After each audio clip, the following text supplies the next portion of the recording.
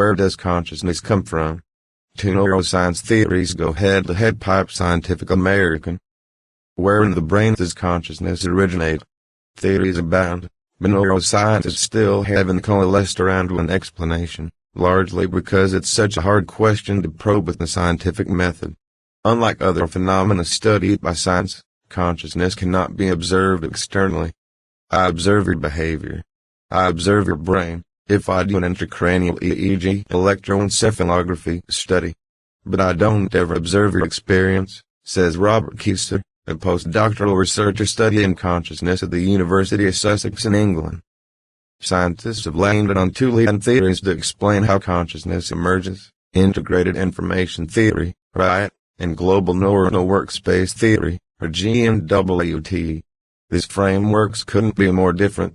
They rest on different assumptions, draw from different fields of science, and may even define consciousness in different ways, explains Neil K. Seth, a consciousness researcher at the University of Sussex.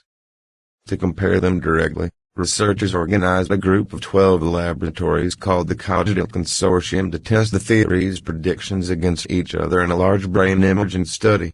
The result, published in full on Wednesday in Nature, was effectively a draw and raised far more questions than it answered. The preliminary findings were posted to the preprint server by Originate in 2023.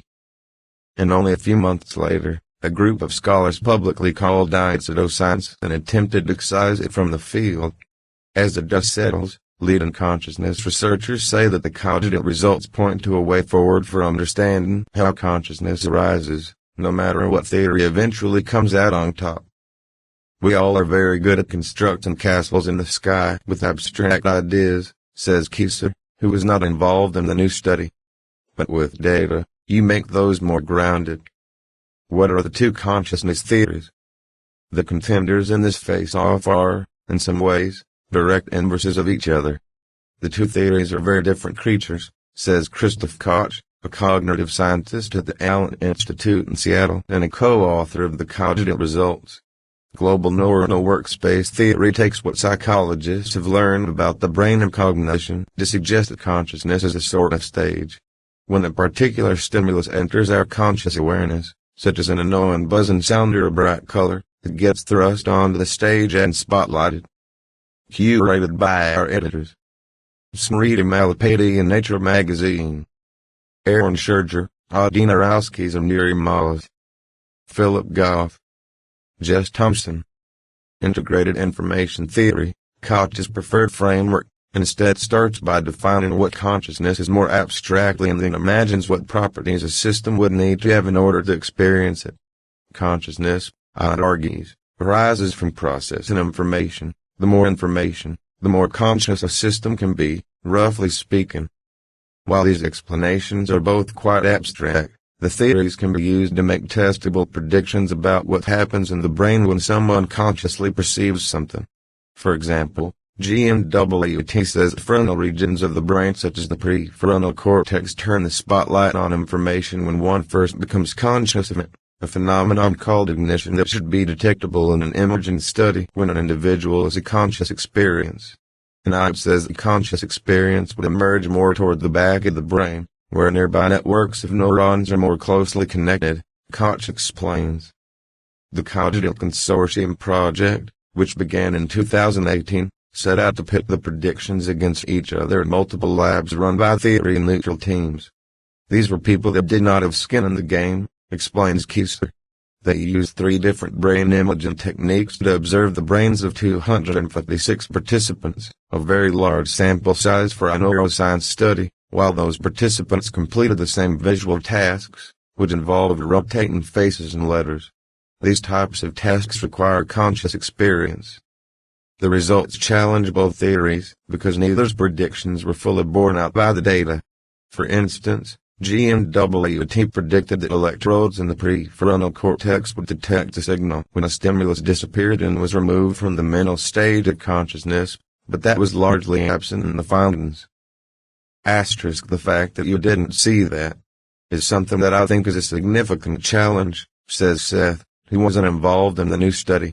I, on the other hand, predicted that a sustained synchrony of networks of neurons would occur at the back of the brain, which also wasn't observed.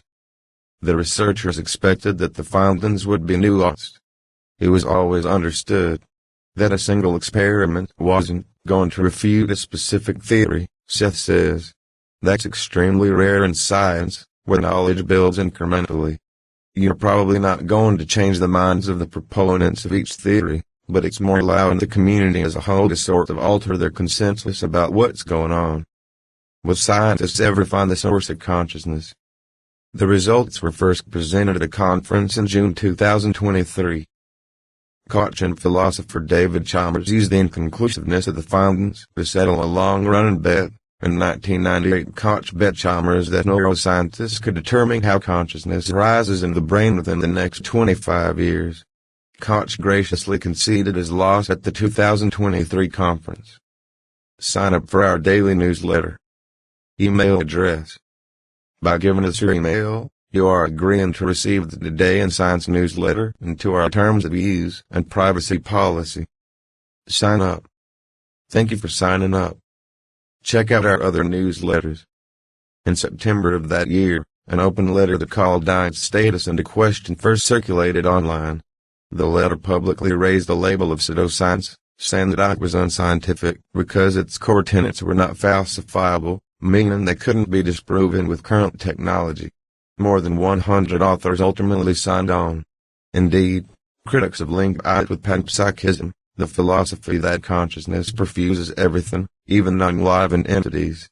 If consciousness arises from complex systems processing information, could a computer chip or even the whole universe be conscious?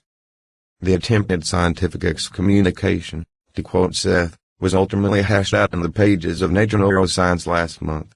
Einstein is a bold theory, and when it comes to consciousness, we have the right to be wrong and perhaps even the duty to be bold, Seth wrote in a commentary in the journal. Seth doesn't think, as Koch does, that the results of the cognitive study inspired the open letter. He sees it more as the result of a field at a crossroads. Everyone has their own theory.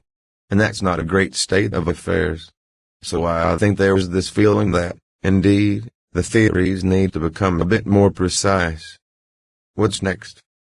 During the total solar eclipse of May 1919, two competing theories of gravity faced off against each other, Isaac Newton's classical explanation versus Albert Einstein's then general theory of relativity.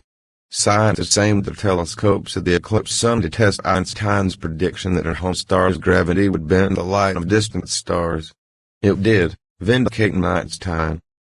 Nearly 100 years later, Koch and others involved in the Cognitive Consortium wanted to test consciousness theories in a similar way.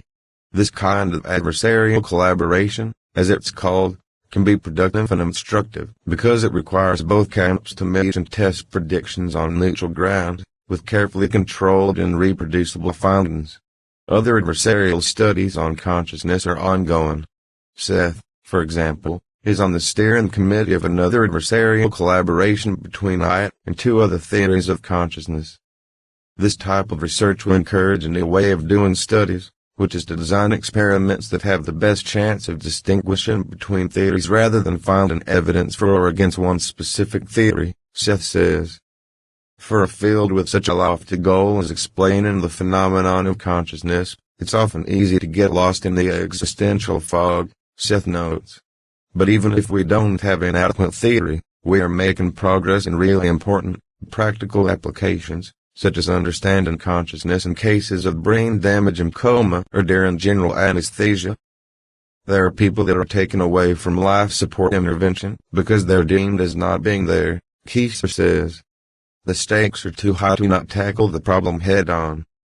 Asterisk editor's note, April 30, 2025. This sentence was edited after posting to correct the description of the GNWT prediction that was largely absent in the findings.